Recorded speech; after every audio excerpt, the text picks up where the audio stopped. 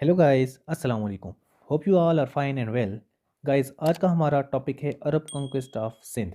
ये इंडो पाक हिस्ट्री में हमारा फर्स्ट टॉपिक आता है। इंडो पाक हिस्ट्री की जो क्वेश्चंस हैं, जो पीएमएस सीएसएस में रिपीटेडली पूछे जाते हैं, हम उस पर्सपेक्टिव से अभी ये सीरीज़ ऑफ लेक्चर कर रहे हैं, जो कि मोस्ट इंपॉर्टेंट क्वेश्चंस होंगे। उन सबको हम टच करेंगे इंशाल्लाह और क्रिटिकली देखेंगे, ठीक है। जो कि एसपीएससी, पीएमएस, फिर सीएसएस और समहाउ आईएएस में भी पूछे जाते हैं। ये हिस्ट्री का जो 1857 से पहले का जो पोर्शन है, उसके हम मेजर एलिमेंट्स देखेंगे और क्रिटिकली देखेंगे कि कौन कौन से इवेंट्स हुए और क्या क्या हुआ। और मेरा फोकस होगा कि जो क्वेश्चंस बार बार पूछे जाते हैं और जिस एंगल से पूछे जाते हैं, उसी एंगल से आपको पढ़ाया जाए, ठीक है। और ये वेल ऑब्जर्व्ड और वेल रिसर्च्ड हमारा जो टॉपिक होंगे, ठीक है। तो आप देखकर समझ जाएंगे, ओके। तो देखेंगे हमारा जो आज का पहला लेक्चर है, इसमें हमारा सबसे पहले है जी अरब कॉन्क्वेस्ट ऑफ सिंध, ठीक है। कि अरबों ने मोहम्मद बिन कासिम ने किस तरह से कॉन्क्वेस्ट किया, ठीक है, मोहम्मद बिन कासिम।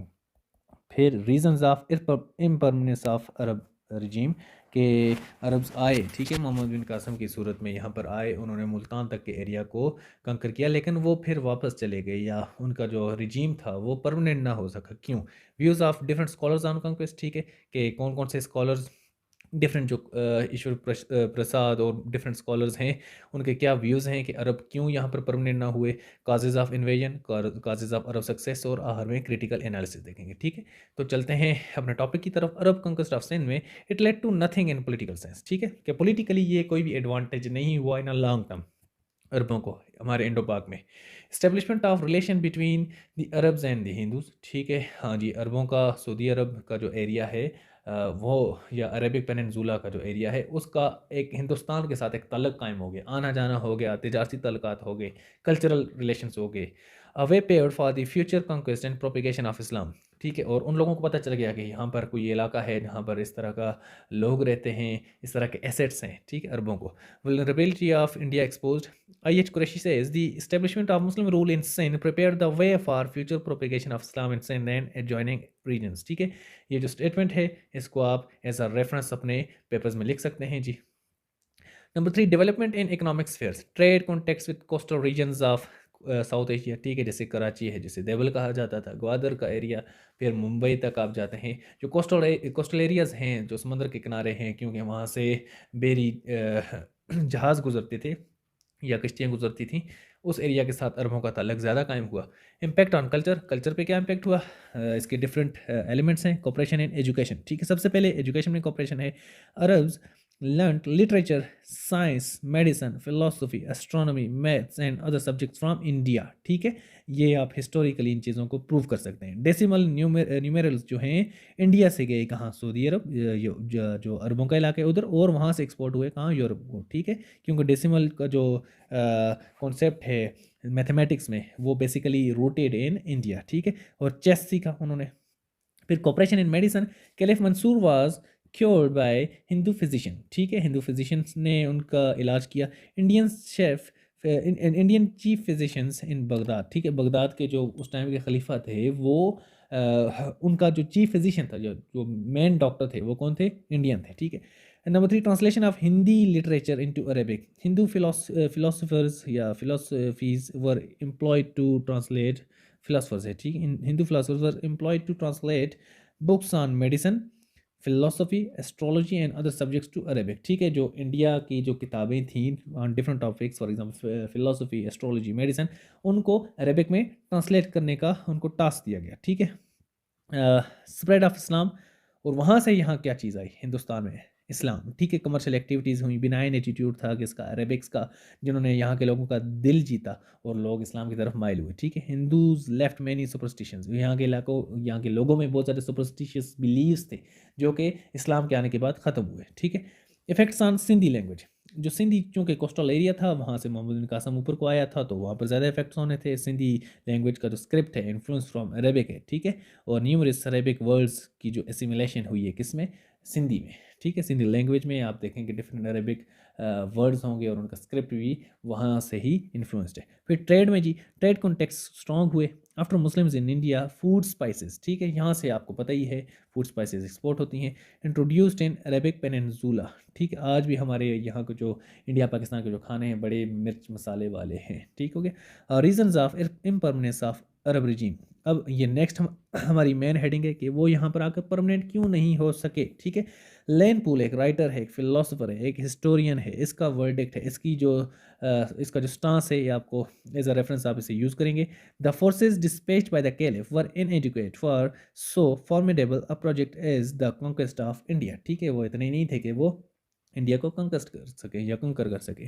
نمبر 1 جو فیکٹرز ہیں ہم نے ابھی کیا دیکھنا ہے, ریزنز آف امپرمنس. سب سے پہلا فیکٹر کیا ہے جی, جیوگرافیکل فیکٹر.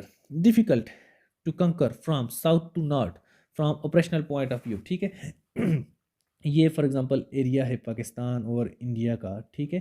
تو آپ جب یہ سمندر کے علاقے سے اوپر کو جائیں گے تو آہستہ آہستہ دشوار علاقے شروع ہوں گے, ٹھیک ہے. اوپر پہاڑی علاقے ہیں, دشوار علاقے ہیں.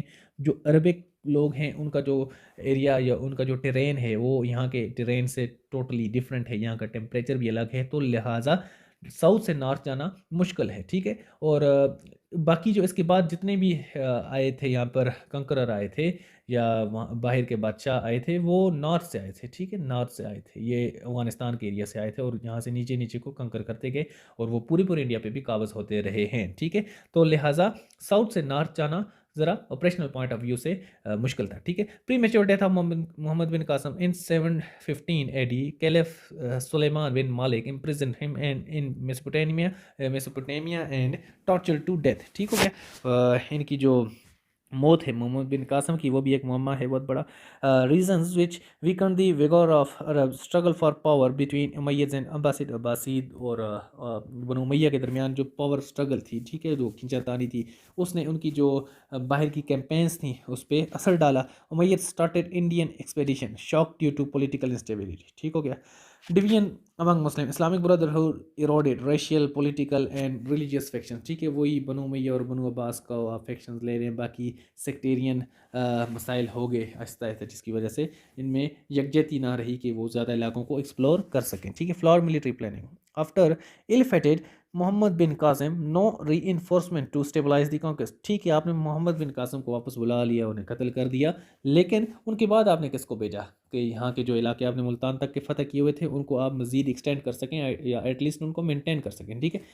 اب اس پہ ویوز آف اسکالرس کیا ہیں, ٹھیک ہے, یہ آپ ریفرنس دے سکتے ہیں, بہت کریڈیبل ہیں. ایشوری پرساد جو ہے انڈو پاک ہسٹری میں بہت کریڈیبل نام ہے جی.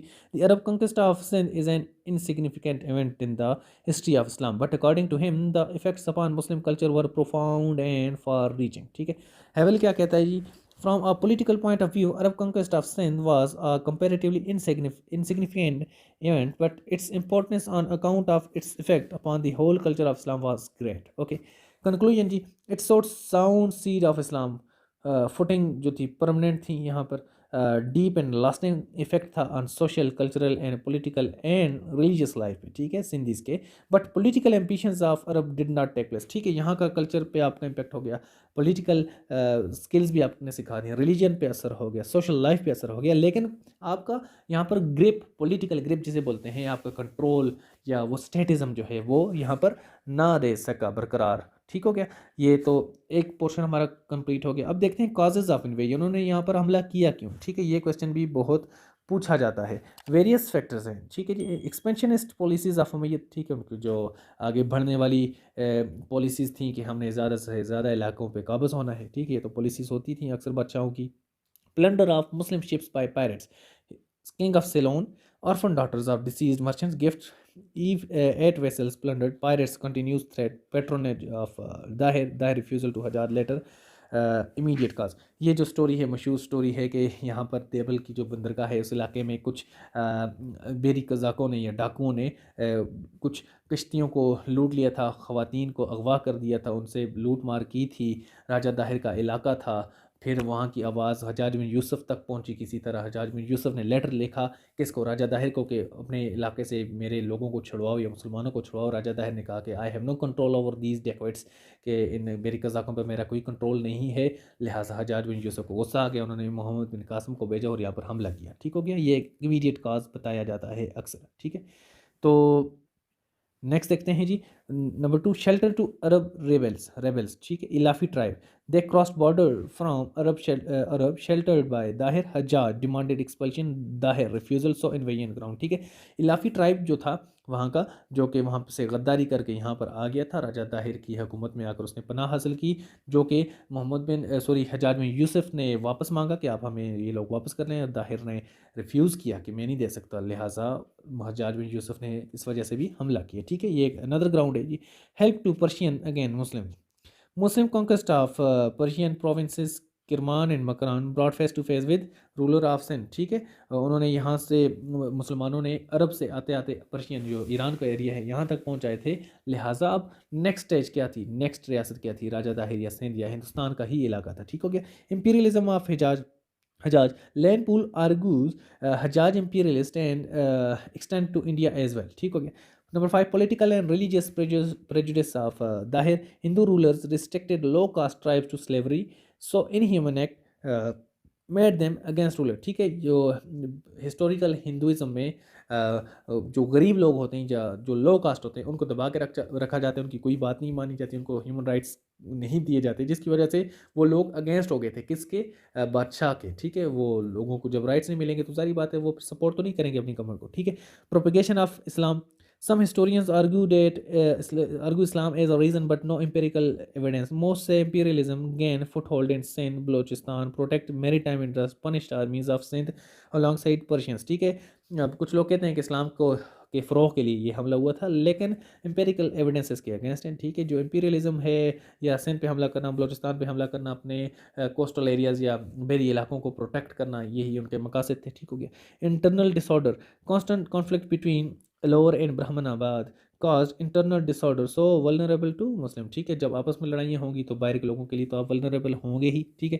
اب causes of Arab success, پہلے ہم نے دیکھا کہ ریزنز انہوں نے کیوں حملہ کیا, اب دیکھ رہے ہیں کازز کو وہ یہاں پر آ کے کامیاب کیسے ہو گئے. Buddhist اورین to war and بلوڈشیڈ. ٹھیک ہے, بدھزم میں جو کانسیپٹ ہے اہنسا کا, ڈاکٹرن آف اہنسا, نان وائلنس, کہ ہم نے کسی پہ حملہ نہیں کرنا, خون خرابہ نہیں کرنا, اس وجہ سے ان کی ایسی ٹریننگ بھی نہیں تھی. ٹھیک ہو گیا. لہٰذا مسلمانوں نے جب حملہ کیا تو دے ور ورنریبل. ٹھیک ہے. ڈسیونٹی امنگس دا انڈینس. ٹھیک ہے, ڈسیونٹی اینڈ انپاپولرٹی آف داہر, وہی جو لو کاسٹ لوگوں کو جب آپ دبا کے رکھیں گے تو دے will not support you. Class difference in Indian society, rajas superior, population inferior and humiliated, so welcome عرب. تو ایسے حالات میں انہوں نے باہر کے لوگوں کو تو ویلکم کرنا ہی تھا. چچ واز یوسرپر. ٹھیک ہے, church Hindu minister یوسرپ thrown, Buddhist did not reconcile with new roller. ٹھیک ہے, جو چرچ جو تھا ایک منسٹر تھا, اس نے دھوکے سے تھرون پہ قابض ہو گیا, جو کہ بدھسٹ لوگوں نے اس کو سپورٹ نہیں کیا. پھر اس کی وجہ سے بھی باہر کی آنے والی آرمیز کو انہوں نے سپورٹ کیا. ٹھیک ہے. Superiority of Arab army, exposure of Greeks, Byzantine civilization taught Arabs to use catapults, naphtha, art of fighting, military hardware. ٹھیک ہے. اب جہاں پر راجہ داہر کی آرمی جو تھی وہ ایک علاقے میں ہی مخصوص تھی. ٹھیک ہے, لیکن جو عربس تھے وہ بڑے بڑے امپائر کے ساتھ لڑتے رہے تھے ہسٹوریکلی, لہٰذا انہیں کیٹاپلٹ چلانی اور باقی مختلف چیزیں, اسلحے اس ٹائم کے مطابق ان کے پاس لیٹسٹ اسلحہ تھا. ٹھیک ہے, اور وار سکلز تھیں, جس کی وجہ سے وہ سپیریئر تھے کس پہ, راجہ داہر کی آرمی پہ. ٹھیک ہے, انہوں نے جب حملہ کیا تو راجہ داہر کی آرمی اس قابل نہیں تھی کہ ان long run they could face them. ٹھیک ہے.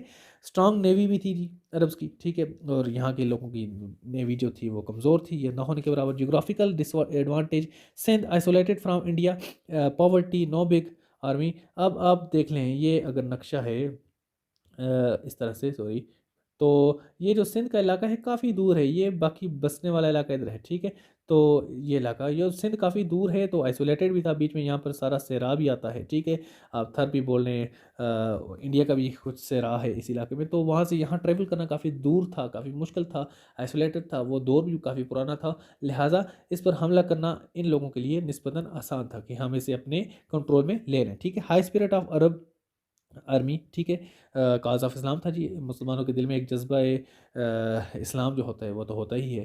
Attitude of Sindhi generals, many Sindhi generals betrayed joint Qasim at deciding out, ٹھیک ہے، وہ جو غداری ہوتی ہے وہ تو ہوتی ہے. فولی of Raja Tahir, miss calculated Arab thread, انپریپیئرڈ initial لیتھارجی ignorance defeat, ٹھیک ہے، وہ جو حجاج بن یوسف کے لیٹر کا پازیٹیو جواب نہ دینا، لافی ٹرائب کی ایکسپلشن کے لیے پازیٹیو رسپانس نہ دینا، کس کو، حجاج بن یوسف یا مسلم کنٹری کو، تو وہ کیا تھا، مس کیلکولیشن ہی تھی نا، ٹھیک ہے، وہ لیزی لے رہا تھا، ان کو ایزی لے رہا تھا، لہٰذا جب حملہ ہوا تو وہ فیس نہ کر پایا، ٹھیک ہے. Role of الافی tribe, shelter in Sindh some spies of Arab viceroy of العراق، informed Arab بریدرن، strength and weakness of Hindu army, ٹھیک ہے، movements points of strategic importance. اب الافی ٹرائب میں کچھ لوگ ایسے بھی تھے جو کہ وہاں پر عرب آرمی کو خبریں بھی پہنچاتے تھے، ٹھیک ہے، وہ اسپائز تھے یا جاسوس تھے، جس کی وجہ سے انہوں نے یہاں کی آرمی کے اسٹرینتھ اور ویکنیسز اور اسٹریٹجک پوائنٹس کے بارے میں انہیں بتایا کہ آپ اگر ایسے حملہ کریں گے تو ظاہری بات ہے، اگر الافی ٹرائب وہ ان کے اگینسٹ تھے یا غدار تھے تو کچھ لوگ انہوں نے اپنے ملا کر بھی یہاں پر بھیجے ہوئے تھے، ٹھیک ہے. Death of Raja Tahir, his death a blue to unity, جب جنگ میں اس کی ڈیتھ ہوئی تو پھر یونٹی کو بلو تو بڑا پہنچنا تھا ہی. اور محمد بن قاسم کی جو جنرل شپ تھی، ابورن لیڈر تھا جی، انٹرپٹ تھا اور اسکلفل جنرل تھا، ٹھیک ہے. کنسیلیٹری policy of Arabs benign attitude, فلنتھروپک measures one heard to locals, ٹھیک ہے، جب وہ جیتتے گئے لوگوں کے ساتھ وہ اچھے تھے، لوگوں کو رائٹس دیتے گئے، لوگ اٹریکٹ ہوتے رہے. آگے جیسے خبر پہنچی کہ وہاں پر ان کا حملہ ہو گیا جی، وہ تو بڑی اچھی حکمرانی قائم کر رہے ہیں، تو لوگوں کے دل خود ہی اس طرف مائل ہوتے گئے، ٹھیک ہے.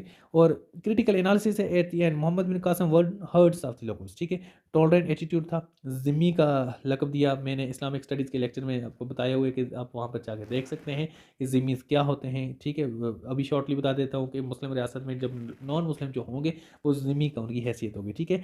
فائٹ اہل حرب، ٹھیک ہے، اونلی فائٹنگ، کہ ہم صرف ان کے ساتھ فائٹ کریں گے جو کہ ہمارے ساتھ لڑائی کریں گے، otherwise we won't touch any one, ٹھیک ہے، جو کہ اس ٹائم کے لاز آف وار کے کافی اگینسٹ تھا یا بڑی نیو چیز تھی جو کہ اسلام میں تھی، ٹھیک ہے، کہ اسلام یہ سکھاتا ہے کہ جو کہ آپ پہ حملہ نہیں کر رہا جنگ کے دوران آپ اس پہ حملہ نہیں کریں گے، ٹھیک ہے. محمد بن قاسم نے ان باتوں پہ عمل کیا. ریلیجیس ٹالریشن، جزیہ اور زکوٰۃ کا کنسیپٹ دیا، ٹھیک ہے. پارٹیسپیٹری گورنمنٹ، ہندوز بدھسٹ آل اور ان ایڈمنسٹریشن، ٹھیک ہے، انہوں نے آؤٹ آف دی باکس آ کر بدھسٹ اور ہندوز کو بھی اپنی ایڈمنسٹریشن میں رکھا، ٹھیک ہے. اور جسٹس کا سسٹم قائم کیا.